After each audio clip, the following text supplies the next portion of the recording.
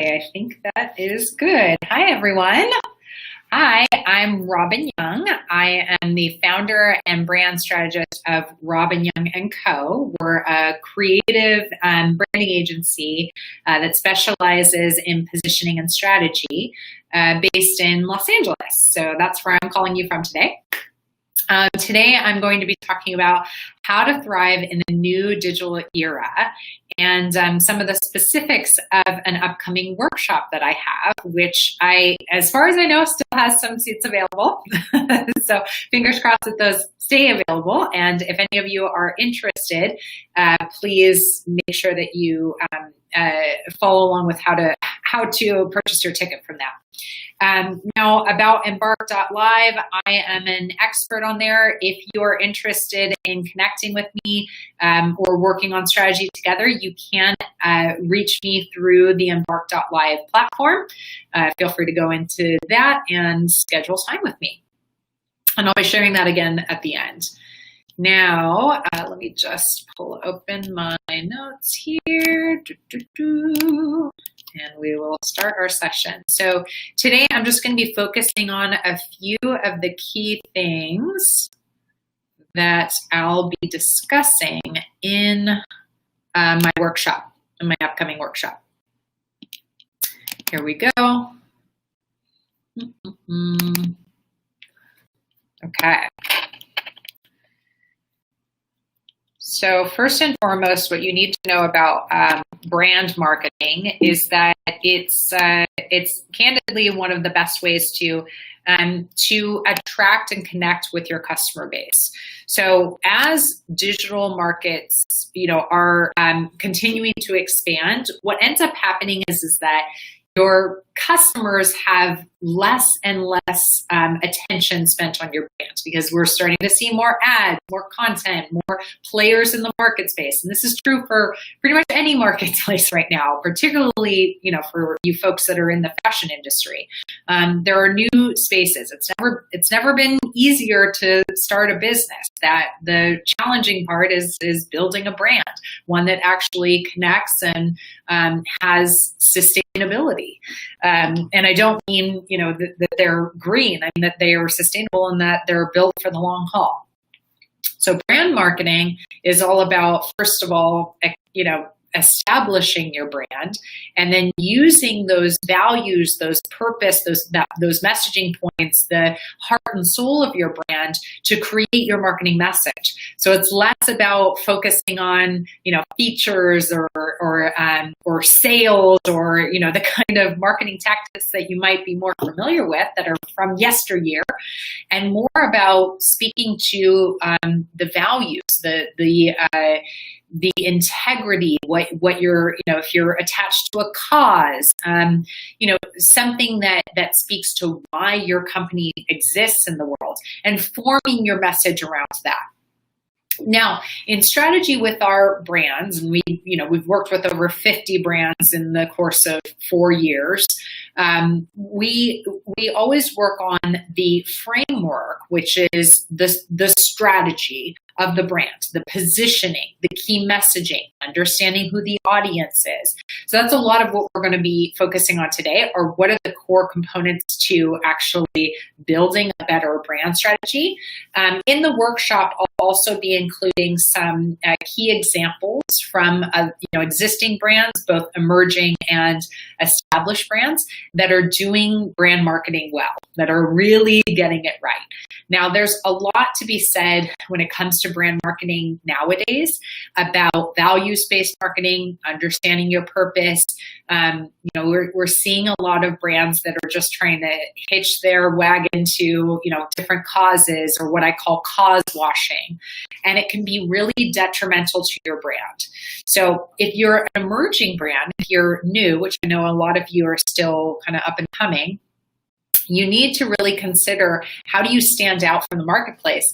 And having a strong a cause or purpose to you, and really speaking and leaning into that, is one of the best ways to differentiate yourself.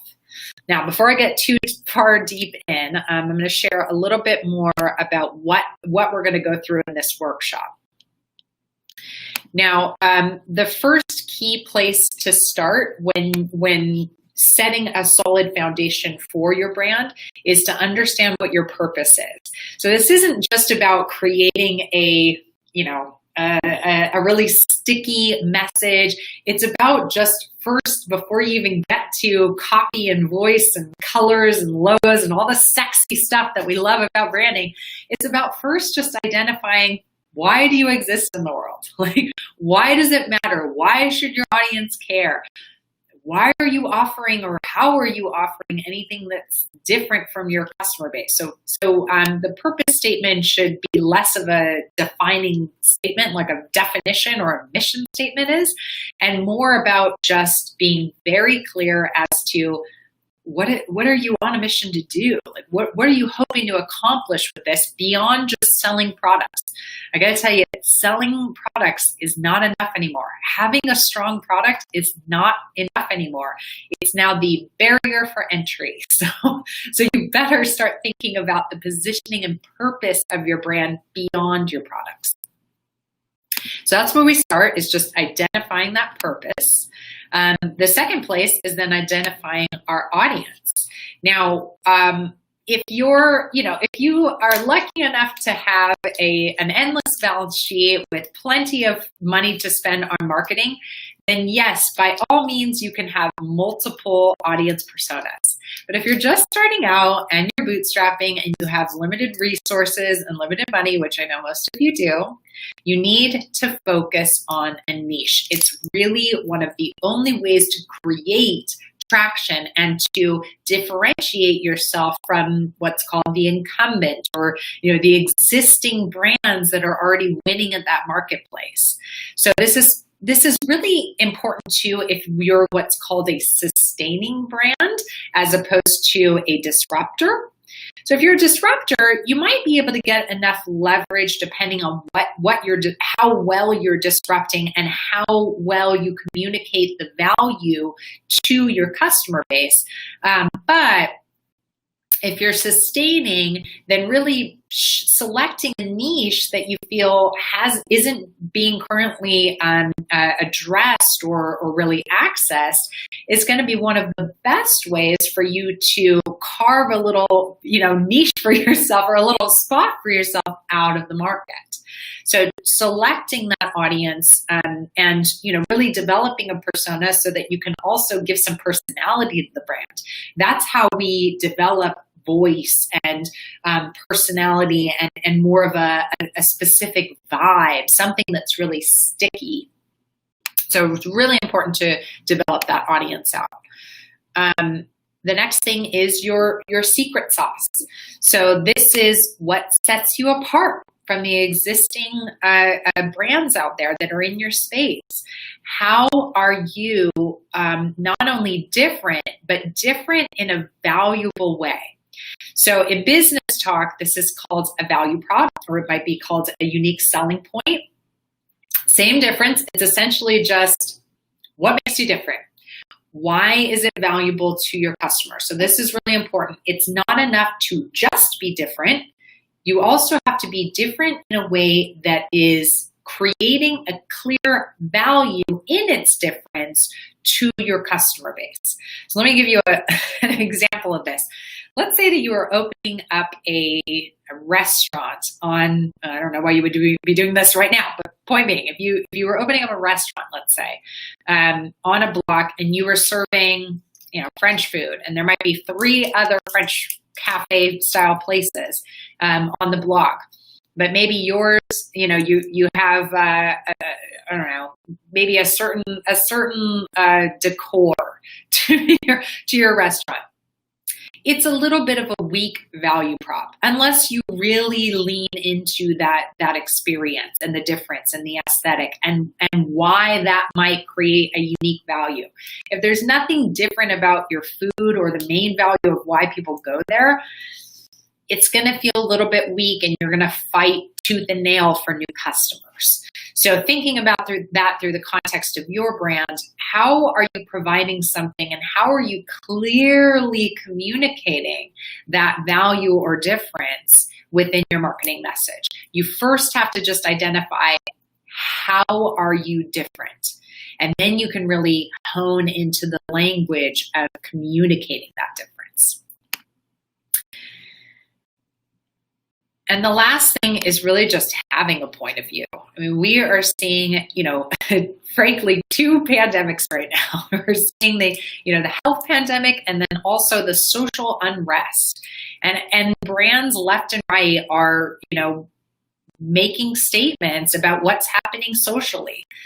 Gone are the days where you could just put your product out there and, maybe have key placement within a store or, what have you, and just, chug a lug along. As a brand, you have to be willing and ready to make a statement, to have values, to be clear about what those values are, and to have them threaded within not just even your marketing message, but also within your culture, how you treat your employees, how you treat, partners, certainly how you treat your customers. So it all comes back to building that brand. And unfortunately, it's more than just marketing. It's more about like the holistic picture of what's the sentiment that you're building, what's the vibe. And that goes way beyond also an aesthetic. I think too often we're focusing so much on logo and colors and photography and all of the particulars. Those things are important, but only as much as they're actually communicating the heart and soul of your brand, what you're actually trying to say, why you exist, who you're speaking to, etc. Right? So leading with that, building this framework actually makes you in a better place to really build a strong marketing strategy because you're very clear on who you are. All right, so I am going to take some questions now. And by the way, in our workshop, we're actually going to go a little bit deeper into some of the other aspects of strategy, but for the purposes of this live today, I'm kind of focusing on the key ones here. Now, if you have questions, please feel free to chat them to me.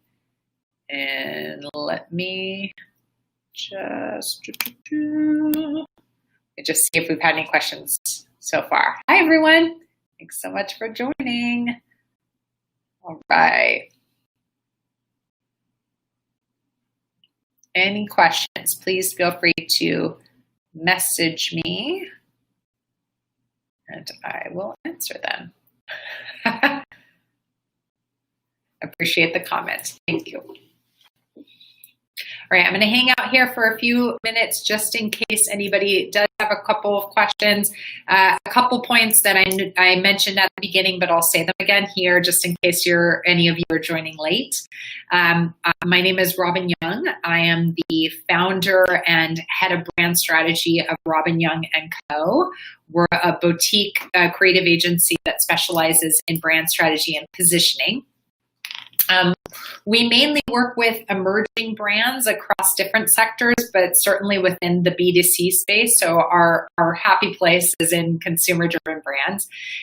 We have worked with some fashion, some beauty, travel, some B2B. Frankly, I take the same approach to strategy because at the end of the day, whether you're speaking to another business that's maybe a client or you're speaking to a consumer, we're still dealing with people at the end of the day. So, things like cause washing and deceptive marketing are going to be just as detrimental to you whether you're a B2B company or a B2C company. So a lot of the values and the purpose of what we do on the strategy and positioning side still holds firm across multiple sectors. So we take a very consumer-driven approach to that. Okay, I do see that I've got a question here. What is a good frequency for sending emails to old customers? A little bit unrelated to brand marketing, but I'll answer that question to the best of my ability. So a good frequency, it will completely depend on your strategy, honestly, and your content. Here's my good general rule of thumb. You can have great content and be emailing people on the regular. I mean, I'm talking multiple times in a week, and you can have great content that gets the same amount of traction by emailing them just once a month. It completely depends on what your product is, what your positioning is, how strong your content is, so how desirable it is, and also your customer base. So how did they find out about you? Did they opt in for communication with you? Are you sending them something that's very relevant and could be a pain point that is, that they're experiencing right now? If they're signing up to hear from you, 9 out of 10, they want to hear from you. So it's okay. I don't think there's really not a set amount or a best practice that I follow when it comes to frequency or when it comes to marketing tactics, because it's completely related to what is the strategy? How great is your value? Like, what are you really sending to them? Here's what I will say about it. I think too often we have folks that are trying to jump on the bandwagon of a tactic because they heard from, X, Y, Z that it worked for them. It's not a good way to go, folks. At the end of the day, those are just tools. And, like tools, if you don't know how to use them, they don't do you much good. So I think, investing a little bit of time into really developing out your content strategy and thinking through what buckets make sense for you. And then also considering how you're going to update that. Like if you're using old strategies, old messaging, old marketing, it's not relevant, guys. This is a completely different world that we're living in now. Folks have different needs. Their lifestyles have changed. Their buying habits have changed. It's just different. It can be a very exciting time. It can also be a really stressful time, especially as a brand. If you're new to this business, a lot of people are having to pivot their approaches. So I think if you see that as an opportunity, you can actually come out the other side even stronger. All right, some more questions here. Okay. If you're trying to target the plus size market, how can you promote value without hurting the audience? I think I understand what you mean here. It sounds to me like it's just a matter of coming up with some more approachable language. Really my rule of thumb when it comes to messaging is just to, especially right now, is to be very empathetic. So whatever that needs to look like for you, if you need to, find a plus size, candidate to work with, if you need to, double check your messaging with a sort of pseudo focus group before it goes out, I think you can always veer on the side of empathy in order to really make sure that what you're putting out there is going to speak to your ideal audience.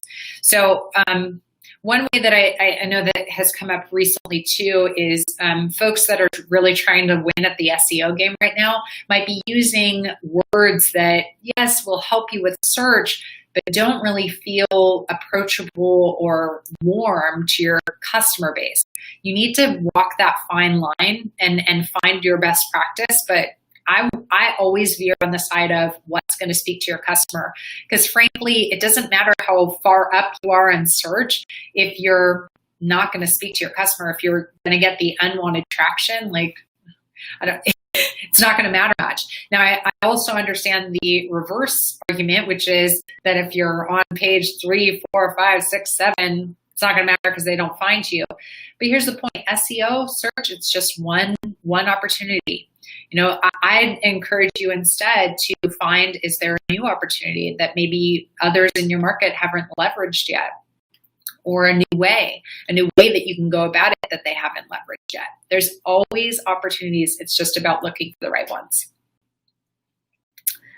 What are common mistakes you see startups or established brands making when it comes to showing where your values are, especially when consumers care so much about social issues? This is a It's a great question. It's a great one to be asking right now too.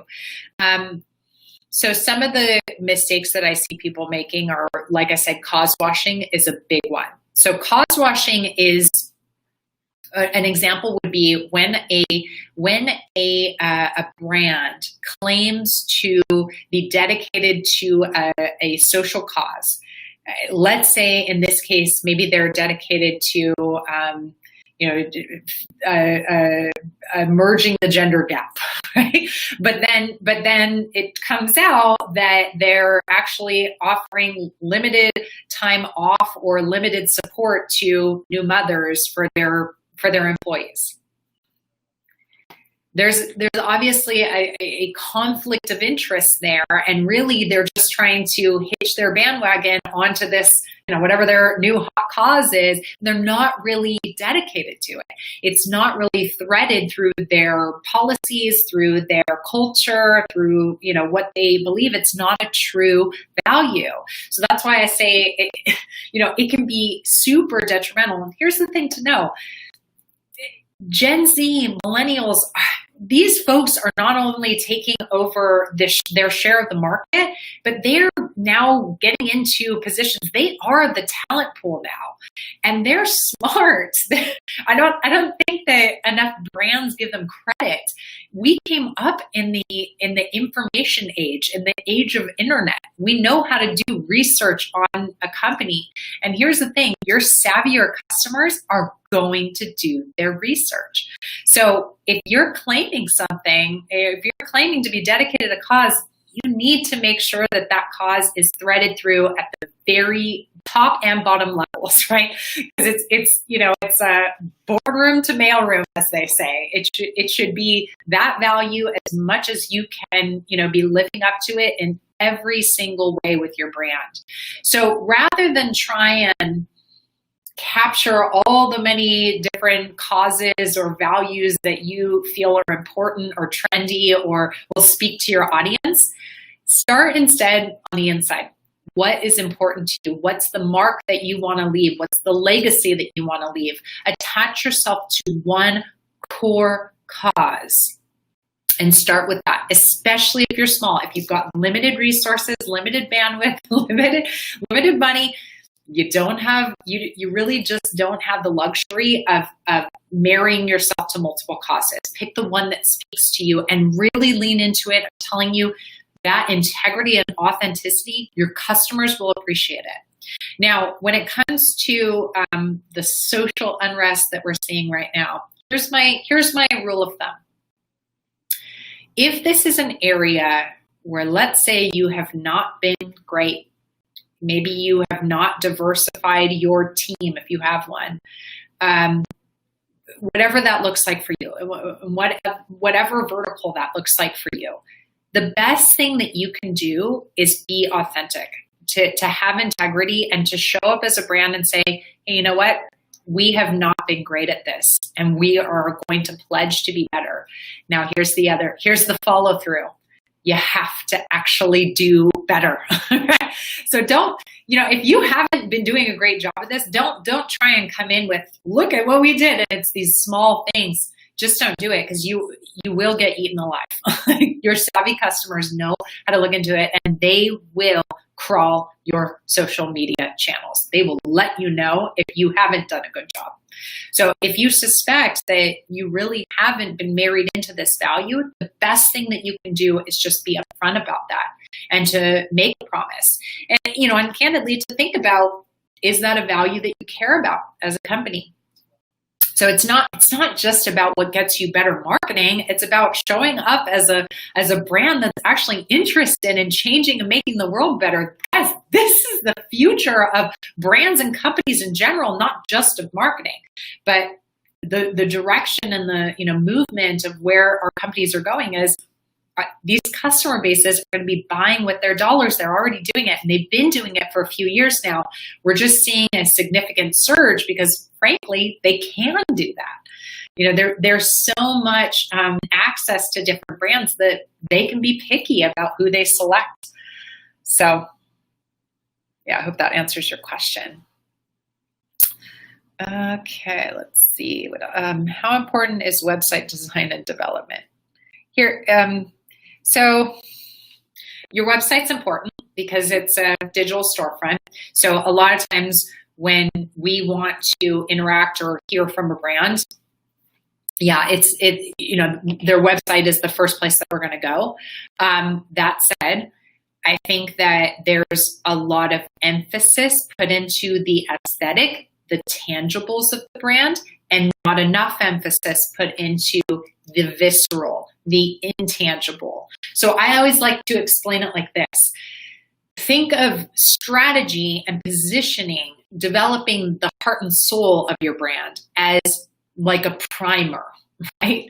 So you may not see the primer, but when the paint goes on, you can tell if the primer was there or not. So customers are so spoiled and so accustomed to great brands that now they're holding every brand to that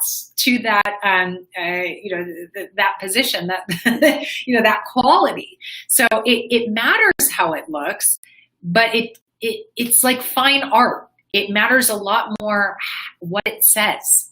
Right? What it says is way more important than just how it looks. How it looks is a barrier for entry. Great that you've got, a sexy Instagram, feed or that you have a cool website. Cool design is not a strategy and it's not sustainable, folks. It's just like that. It doesn't do anything as far as actually building some equity with your brand. What is the term you used? It sounded like value washing, cause washing. Think of it as like the new greenwashing, right? We've all become very accustomed with greenwashing in former years. But now the new one, the new soup du jour is cause washing. Okay. How does one determine whether one is doing a good job of whatever value? Great question. It's highly subjective. One of the best ways that I can think of is if you have a team, even if it's just a virtual team or a part-time team, is to do an audit. See, really gain insight from them as to how well you're living this value out. For the most part, your employees, as long as they feel that they're in a space to be honest with you, will be honest with you. So, I think if you're still in the spot of building your brand, then you have an opportunity to do so with the help of not only an expert, work with a strategist, certainly if you can afford to do so. But also if you have team members, if you have a partner, or if you have early adopters in your brand, bring them into the conversation. Talk about what's important to them. Do a little bit of digging and research and, find what makes sense, what you share together. So in our company, we actually call core values shared values, because it's less of a PSA, like you're telling the world what's important to you. And instead we frame it around what is important. What do you share as far as your values with your customers, with your employees, with your partners, with your community? What do you all bought into? Now, there can be some ways for you to really test that out, but I think the most important thing is just answering it the right way in a very authentic way and not trying to rush through it in the beginning. And then more importantly, not thinking of strategy as a one and done. It is not. You have to constantly be keeping an eye on your strategy. You should be pretty regularly going back, revisiting it, make it your Bible, make it something that you revisit on the regular. If you're really looking to be gangster with it, make your values part of your onboarding of your employees, or find ways to constantly reintroduce them into your message, into your content, because that's really where you can see and test what's sticking. But remember too, again, it's not just all about creating a sticky message. It's about being authentic and having integrity towards what's important important to you as a brand. Just because a value may not be the most trendy right now doesn't mean that it wouldn't be important. We don't know what's going to happen 2 years from now. Heck, we don't know what's going to happen 2 months from now. So I think it really starts by being able to dive in deep as the leader of this brand, as the CEO, as the founder, if you are, and asking yourself, what's the legacy that you hope to leave behind? What is the part of the world or your industry that you want to change? And then building through that. Okay. Click the link in bio on Makers Row to check out Robyn's event tomorrow. Sweet. Yes, please check it out. Speak to Robyn directly and ask her specific questions around your business. Visit the link in our bio. Yep. Thank you, Embark, for setting that up. Okay. I have another question here. Which would be better, local or international brand strategy? More appropriate post-pandemic for startup fashion brands to start with? Great question. So you may need both. It's very challenging to answer that question without knowing more about the product and the audience that you're trying to access. Here's perhaps this will just be like a good kind of blanket statement here. It will depend on your resources and your marketing budget. So if you are a startup brand, which it says here that you are, and assuming that if you're either bootstrapping or you have a limited funding to start with, I would honestly be very, very, very, very, very specific with your audience to begin with. Now, when you have validated that there is an interest within that market, now sometimes it's about being niche with your product. So to give you an example, Ralph Lauren started with a bow tie, right? So he was niche with his product, and he expanded beyond that to two different audiences. But he started with just one product, right? And Nike was originally focusing on track. They were focusing on speaking to athletes, and then they expanded that over time. You cannot come in looking at somebody's XYZ as, oh, this is how I should start, or this is what my go-to-market strategy is. That's not true. These companies have been around for a while, and yes, they have cornered parts of the market. So now they can expand on. So it's not that I'm saying you always have to market to only that demographic, but if you're starting out and you need to still validate that there is an interest in your product and there's a need for it, then yes, absolutely, you must start with some kind of defined niche. It is really the only way to do it. So in terms of international versus local, candidly, it will come down to how niche is your focus. Is your if your demo is very niche, you might be able to get away with marketing to 2 very different locations. But the other thing I will consider, I would encourage you to consider, is that, again, folks in just different cities, different states have different needs than folks in other countries. So like it can be very useful to start with maybe one strategy for, the US if you're based here, or whatever your country of origin is, and then expanding after that. All right, folks. So I think that was all of the questions that I had. Let me just make sure here. Ooh, okay, I'm taking one more here.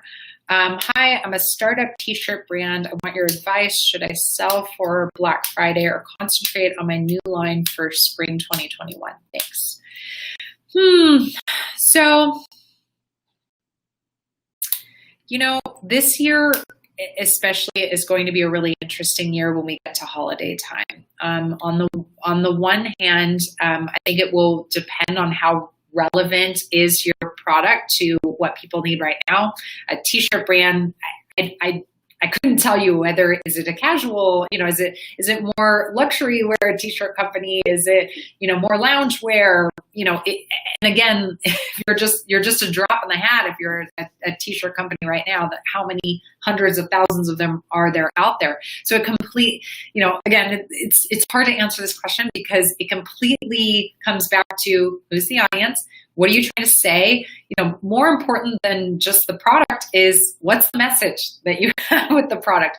Is it a lifestyle you're selling? Is it a unique fiber you're using? I don't know. What is it that you have that's different? The timing then completely relates to that because it will still come back to, is this something that your customer base, it's bling t-shirts, okay? So it will come back to, is this something that your customer base will need?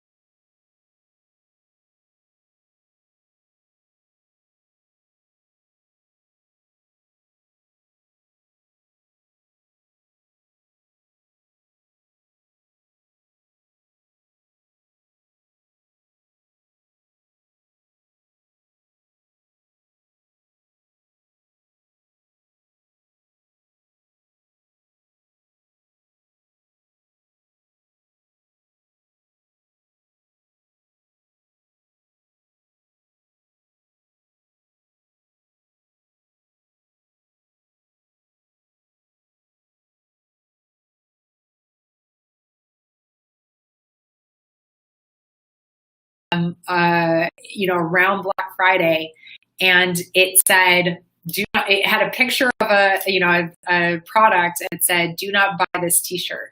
They ran an ad for that, right? So their ad was less about selling product and more about sending a message with their brand, and that message was that that waste isn't what we should be aspiring to, that they were about sustainability, that they were about quality, that they didn't need a single day to push their product. Now, granted, I know that your t-shirt company may not be Patagonia, but the point is that if you don't find creative ways to stand out to your customer base, you may only ever reach this point of being basically a boutique brand or an Etsy brand. And I'm not saying that there's anything wrong with that, but you may not ever get past the point of side hustle. Yes, you can try and hope your product goes viral or some, pseudo influencer picks it up, but that's one count. Yeah, it could get you some traction, but it's, again, when it comes to the actual equity that you're putting into your brand and the actual company that you're building, it stands to be a brand of purpose, to understand your values and your positioning, to be very strategic and focused, and to pick your lane, as opposed to trying every single tactic. Again, especially if you're a startup, if you have limited resources, this is not less important. This is more important for you to do. All right, folks, I hope this has been helpful for you all. Again, just a reminder, my course is tomorrow, and the link for Instagram, it's in there. It's in the profile page. And for the rest of you all, it's in the chat box here. So please check it out. And also feel free to find me on embark.live if you're interested in hearing more about strategy work with me. Talk soon.